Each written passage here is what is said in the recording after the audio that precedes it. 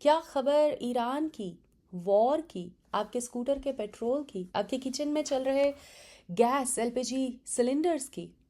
क्या असर हो रहा है इस वॉर का एशियन कंट्रीज़ में, वही हम चेक करेंगे इस हफ्ते की ग्लोबल राउंडअप जिन्होंने हेडलाइंस बनाई।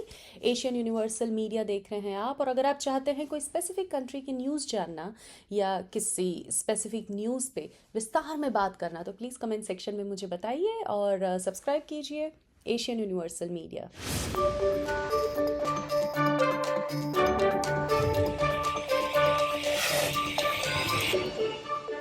असैसिनेटेड खामेनी के बेटे खामेनी, जो ईरान के नए सुप्रीम लीडर बने हैं, इस पब्लिक रोल में आते ही सबसे पहला स्टेटमेंट उन्होंने टीवी पर कोई दिया तो वो ये था कि we will keep continue blocking the strait of Hormuz. इसका मतलब कि तेल की बढ़ती कीमतें बढ़ती रहेंगी। हालांकि उन्होंने खुद ने टीवी पर आकर ये स्टेटमेंट नहीं दिया था, न्यूज़ रीडर्स ने उनके बिहाफ में ये स्टेटमेंट पढ़ा, जो कि उनका सबसे पहला स्टेटमेंट था। ईरान वॉर के इस वीक के डेवलपमेंट्स देखे जाएं तो यूएई की लार्जेस्ट पोर्ट पर जहां ऑयल स्टोरेज फैसिलिटी थी, वहां पर ड्रोन अटैक हुआ।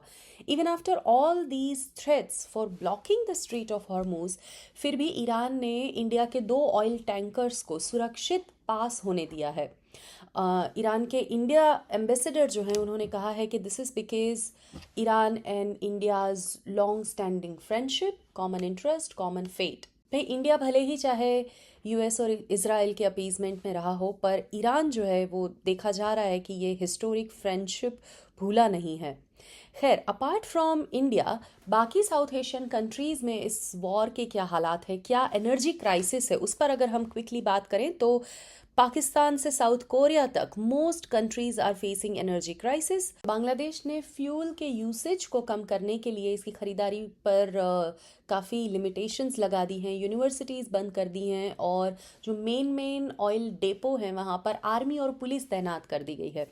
आगे हम बात करेंगे म्यांमार की, तो ऑलमोस्ट आधे प्राइवेट व्हीकल्स को सड़कों पर उतरने से रोक लगा दी गई है। इसका मतलब केजरीवाल की दिल्ली की ये ऑड इवन स्कीम आपको अगर पता हो, तो म्यांमार में भी अभी फ़िलहाल इस एनर्जी क्राइसिस के चलते ऑड नंबर वाली गाड़ियों को ऑड डेज पर और इवन नंबर वाली गाड़ियों को इवन नंबर्स पे ही बाहर चलने की परमिशन है। तो पाकिस्तान में स्कूलें बंद हो चुकी हैं, सरकारी दफ्तर वहाँ हफ्ते में सिर्फ 4 दिन काम करते हैं ताकि बहुत ज़्यादा ट्रैवलिंग ना करना पड़े।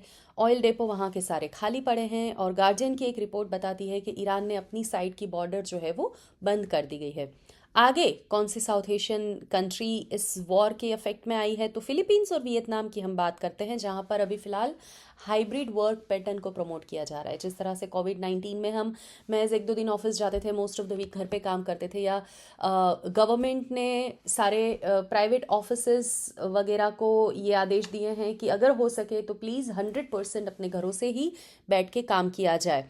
हालांकि एसी के यूसेज को लेकर भी एक गाइडलाइन जारी की है, जिसमें कि 24 डिग्री सेल्सियस से नीचे अपना एसी सेट ना करें ताकि वेस्टेज, एनर्जी वेस्टेज कम हो। So in short, Iran war mostly पूरे साउथ एशियन कंट्रीज़ में असर करती हुई नज़र आ रही हैं, विथ नो क्लैरिटी कि ये वॉर कब रुकेगी। यूएस इजराइल का ईरान अटैक का ये तीसरा वीक शुरू होने वाला है। मिडल ईस्ट से होने वाले ऑलमोस्ट सारे एनर्जी एक्सपोर्ट्स रुक चुके हैं।